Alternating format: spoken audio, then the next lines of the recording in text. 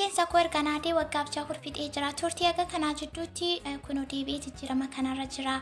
Wantoota itti fayyadamte hundi baay'ee na fayyadee rifeensa koo baay'ee naaf jajjabeessee baay'inni isaallee akkasuma waa baay'eetu dabalee jira. Waan baay'ee sirraan baradhee kan jettu qimamii madaamii tokko wajjin isinii dhufeetiin jira. Qimamii baay'ee qaxalee jajjabee taate tokko. Isinis immoo ijoollee hedduun keessanii chaalenjii tokko isin mudachuurraa kan ka'e way qibaatii dhabu way rifeensi keessan caccabe way buqqee way waan tokko isin mudate sababoota tokkootiin rifeensi keessan warri biraa addaan ofirraa kukkuttayyuu jiraatan akkuma obboleettii kana wantoota pirootinii of keessaa qaban rifeensaaf kan fayyadan akkasumallee tiriitimentiin sin rifeensa keessaniif kennitan kunuunsa sin rifeensa keessaniif kennitan gahaa yoo ta'e yeroo gabaabaa keessatti akkuma ishee kana rifeensi keessan bakkatti akka isiniif deebi'u jijjiirama akka irraa argattan kanaaf kan kanaa olitti akka baatan viidiyoon kuni hedduu keessaniif barumsa akka ta'u isinirraa waa hubattanii ani 100% itti namana bakka jirtanitti nagaan isiniif haa ta'u jecha deebi'ee dhufeetiin jira. Haaluma argaartan kanaanii araataatiin dhuftanii anaa dhufachaa subscribe like share gochuu wanta naannoo keessan mana keessan haalatti jirtan wanta barumsa kennus ta'e dogoggorarraa sirreessus ta'e yoo jiraate yaada keessan comment irratti nu barreessaa haga xumuraatti nu wajjin tura. Viidiyoo daqiiqaa 10 kana keessatti waan baay'ee isin barattan keessattuu qimamoonni madaamii waan baay'ee isin fooyyeffattanii ani baay'ee akkasiin irraatii barattaniin isin eega. Har'a kan akkuma argaartan viidiyoodha walii bilbilee turre ka viidiyoo akkasiin nama faana bilbilaa sa'uun illee haalli kun amma jechuu baatu akka carraa ta'e carraa obboleettii kanaatii walitti baanee jirra. Amma kana waan itti fayyadamuudhaa fi akkamittiin akka qopheeffattee itti fayyadamuuf jirtu natti agarsiisuu barbaadde jechuudha. Diteelii isaa tokko noor isinitti wanta sadiidha kan ishee walitti dabaltee wanta sadii walitti dabaltee itti fayyadamuu fi qopheeffachaa jirti. Tokkoffaan olive oiliidha, lammaffaan immoo rosemary gogaa fi sadaffaan coconut virginidha kan isheen itti fayyadamuuf qopheeffachaa jirtu jechuudha. Argitanii viidiyoodha walii bilbilee turre kunoo kana fakkaata. Kuni olive oiliidha. Argitanii olive oiliidha. Baay'istanii hojjetattanii yeroo firii qabdanitti ol kaawwattanii haga barbaade ture. Yoo deebistanii itti fayyadamtan rakkoo tokkoon qabu isiniin jechaan ture. Isheen amma baay'istee hojjetachaa jirti.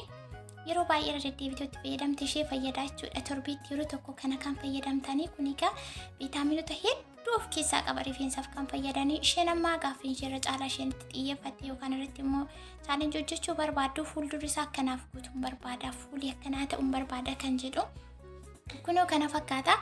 Wanti ishee walitti dabalte akkuma isiniin jedhee olive oil, rosemary fi akkasumallee coconut virginidha. Isinis immoo wanta isin bira jiru wanta mana keessan keessa jiru qibaatii isin bira jiru seera qabeessaan ala kana walitti dabaltanii qopheeffatanii ol kaawwattanii torbiitti yeroo tokko itti fayyadamuudhaan akkasuma rifeensa keessan utuu miicin duratti jechuudha. Asirratti wanti isin hubachiisuu barbaadu yeroo hundumaa isinis gaaffii isin nagaafatan caalaa kanarratti waan ta'eef rifeensa keessan utuu miicin duratti wanta qopheessitanii lafa kaawwattan kana itti dibattanii daqiiqaa muraasa ofirra turtanii booddee rifeensa keessan itti dibattu jechuudha. Kunoo kana fakkaatu isheen qopheeffattee jirtu. Akkasuma yoo qabaattanii abasuuda gurraachatti dabaluu dandeessu, jinjibilatti dabaluu dandeessu, roosmarii illee akkuma isiniin jedhee wantoota garaagaraa rifeensaaf ta'anii zayitii akka kanaatti dabaltanii hojjetattanii kaawwachuu dandeessu. Baay'ee yoo ture yoo bulee faayidaan isaa itti caalaa deema jechuudha. Viitaaminoonni achi keessa jiran seera qabeessa walitti darbanii rifeensa keenyaaf faayidaa guddaa kennu. Fuulduraan kan buqqa'u, kan ciccitu, kan maal ta'u rakkoo kamirra rifeensa irra ga'u guutummaa guutuutti kontirool godhee kan dhaabu jechuudha. Kun immoo bakka kanatti keessa calaltee itti fayyadamuu fi keessa calalaa jirti jechuudha. Argitanii zayitii isaa qofa waan barbaaddeefsinis haaluma kanaan kan isin itti fayyadamuu qabdan. Baay'ee salphaadha. Mursiisaan fedhii qabaachuu keessanii malee waan akkasii manatti hojjetanii itti fayyadamuun baay'ee salphaadha. Isheen kana hundumaa zayitii kana hundumaa yookaan immoo roosmerii orderii godheen bitadhee jette. Yeroo dheeraa isin qaqqabaa yeroo dheeraa isin gahaa jechuudha. Waan akkasii soo sisteema akkasiitti itti fayyadama. Akkuma argaa jirtan kunoo kana fakkaataa jechuudha. Viidiyoon baay'ee dheeraa ture garuu anatu haalli kun amma jate akkuma jiru hunda isiniin jedhu keessaatiin kukkutee garuu immoo namni tokko waa tokko nama gaafate waan beekan irraa hagaa ogummaa bakka beekumsa ofii namaaf sheeruu fi nama sana jalaa yoo didan nama sanatti maaltu dhaga'ama saniif jecha kabajaaf jecha gaaffiin isheen na gaafattis baay'ee waan natti toleef ni agas deebisuu fi yaale malee haalli kun amma jate asumarraan dhiifama naa godha. amma kana rifeensa isheetti dibachuuf deemaa jirti. Rifeensi ishee baay'ee bareeda, baay'ee namatti tola. Akkuma argaa jirtanii baay'inallee ni qaba. Isheen immoo kanaaf kan kanaan olii argachuuf akkasumallee fuulduraanii adda gubbaarraan fuulii akkanaa ta'u beebii heeriin seera qabeessan akkanaaf guddatuun barbaade. Isa immoo caalaatti kan na fayyade ooyilii roosmeeriirraa hojjetamu kanadha kan jedhu. Kunooti faaqqeen isheen itti fayyadamtu hedduun keessanii faaqqee xixiqqootiin kan rifeensa keessan filtanii inni sun rifeensa ni kukkuta. Maaliif rifeensi keenya jajjabaata waan ta'eef rifeensa akkasii babal'aa yookaan gurguddaa ta'eetiin filachuu qabdu rifeensa keessanii isheen kan qabdu kana na birallee gosa biraati guddaa ta'uyyuu malee kan isa bira jiruun jechuudha. Yaa waanis waan na cinaa jiru haala kanaan itti agarsiisaa jira. Haa ta'u malee isinis kan mana keessan keessaa anis kan mana koo keessaa akkaataa isin mijateen itti fayyadamuu dandeessu. As gubbaarratti yeroo baay'ee qurunfudii bishaan qurunfudii bishaan wanti jedhamu tasa dogoggortanii akka itti fayyadamne akka kootti akkan argetti jechuudha. Warris immoo bishaan isaatti fayyadamtanii faayidaa nuuf hin kennine jettanii argitanii jirtu. Ooyiliitu bareeda. Qibaatii yoo zayituun hin qabne qibaatii qabdan fuutanii itti dabaltanii ittiin fayyadamuu dandeessu. Ooyilii yoo ta'e malee bishaan tasa rifeensa keessan ittiin buteena yoo miicuun alatti yoo ittiin miiccattan shaaworii galtaniin alatti bishaan rifeensatti naqawu jechuun rifeensa sana ofirraa kukkutuu ofirraa cicciru jechuudha karaa gabaabaa. So guys, videoon koo gara xumuraatti jirti. Kana fakkaata videoon nuti har'achinii qabannee dhufnee isiniifis barumsa akka ta'u isheefillee yaada qabdanii koomentii irratti akkasiin barreessitanii akkasiin jajjabeessitanii mooraalii akkasiin taatanii fi shakkiin qabu video laayikii gochuun irraanfatinaa sheer gochuun irraanfatinaa isinis immoo haala kanaatiin kanatti fayyadamaa jirra kan jettanii yoo jiraate yaada keessan koomentii irratti maxxansuu yookaan barreessuu dandeessu isiniin jaa. Warra akkasii seera qabeessaan itti fayyadaman wanta jedhaman karaa jedhaman irratti fayyadaman anillee hagam beeku wanta na fayyade faayidaa isaarraa argee deebisuudhaaf baay'ee natti salphata. Akka kanatti viidiyoo wanti na godheetiin jira jechuudha. Spiidirra kaa'ee jira. Akkuma isiniin jedhe baay'ee jarjaree amma itti fayyadamuuf normaalii fayyadamuuf jetti isheenillee akkasuma daqiiqaa 12 akkas jechuudha kan nuti video kana waraabuuf jenni kunoo kana fakkaataa jechuudha. Isinoo maal jettu isin immoo maalitti jirtu akkasumaan itti fayyadamaa jirtu akkamii wanta dabalataa kanaan olitti faayidaa qabu yoo qabaattan ta'e sanaafis isheefis kan jiru yoo jiraate koomentii irratti yaada keessan biraan qaqqabsiisuu dandeessu. Amma galannee teknooloojiin badiine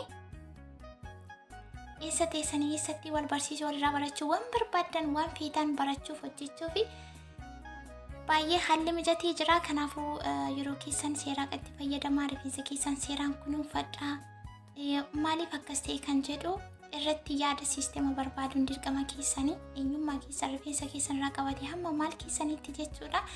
Amma masaajii gochaa jirti. Kana fakkaata baay'ee namatti tola. Waan isheen qopheeffatte rifeensaaf guutummaa guutuutti faayidaa kan qabu jijjirama isaa isheenuu beekti. Anillee nan beekaa isinis immoo akkasuma haala kanaan qopheessitanii itti fayyadamuu dandeessu. Waan naannoo keessan jiru akkuma isiniin jedhu hundumaa waan mana keessan keessa jiru xiyyoon isaa kan sin jalaa jijjituu kan sin jalaa bubuqqa'u kan isiniif filamuu diduu yoo jiraate akkasumallee dheerina didee guddina didee warri jettanii akkaataa itti fayyadama keessanii sirreeffadhanii guddata. Rifeensi hin guddanne jiru kan buqqa'u kan ciccitu immoo waan xiqqoo yoo ta'e kan faayidaan ala ta'etu buqqa'a. Wanti turtii isaa xumurate yookaan yeroo isaa xumurate inuma du'an deemame teeree akkasis ta'a. Kanaaf hin sodaatinaallee kan hin taane kan turuu hin barbaanne inuma buqqa'a waan hima kamiyyuu yoo ta'e jecha. Garuu guutummaa guutuutti isinirraa kan harca'u yoo ta'e rakkina keessanillee ta'uu danda'a. Cinqatii dhiisaa bishaan seera qabeessaan dhugaa haga dandeessan yeroo argattanitti irra gahaa rafuu yaalaa. Inni kunillee rifeensa namarraa fixuutti haga deemutti nama geessisa waan ta'eef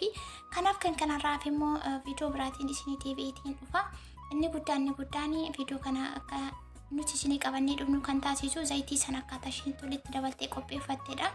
Amma kana isheenis jarjaraa waan jirruuf nu lamaanuu mana madaamuu waan jirruuf video birootiin kana caalaatti fooyyessanii anis ta'e isheen akkasumallee ijoollee biroon keessanii warri waan akkasii feetan ni jirtu waan ta'eef na of golchaa isiniin jaa yeroo naa mijateetti hagan dandee yaada waliif qoodu fuuldurattis kan itti fuftaa. Kun immoo jajjabina keessaniini warri yaada akkasii naaf qoodan viidiyoo na wajjin hojjechuu barbaadanii gaaffii na gaafattanii kabajaaf jaalala guddaa akkasii qabu isiniyyuu ni beektanii akkasumallee daawwattota warri jiru hundumaa na jajjabeessan na wajjin turtanii kunoo kanatu keessaa bahe jechuudha.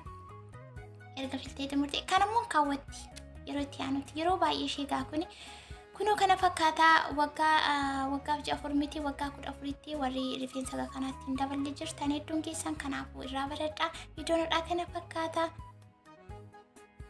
kunoo akkuma argaa jirtanii jechuudha. Amma kana xumura irratti kana fakkaata. Erga walirraa cufannee boodana ergite kana walitti dhiitiris godheeni malee yeroo tokkotti isin mijatu baay'ee rakkisaadha manni madaamii. Dhumni isaa kana fakkaataa kan kanarraaf immoo viidiyoo birootiin yoo isin jettan kutaa biraatiin deebinee dhufna yookaan paartii 2 isaa deebinee dhufna kan biraan illee ni jirtanii.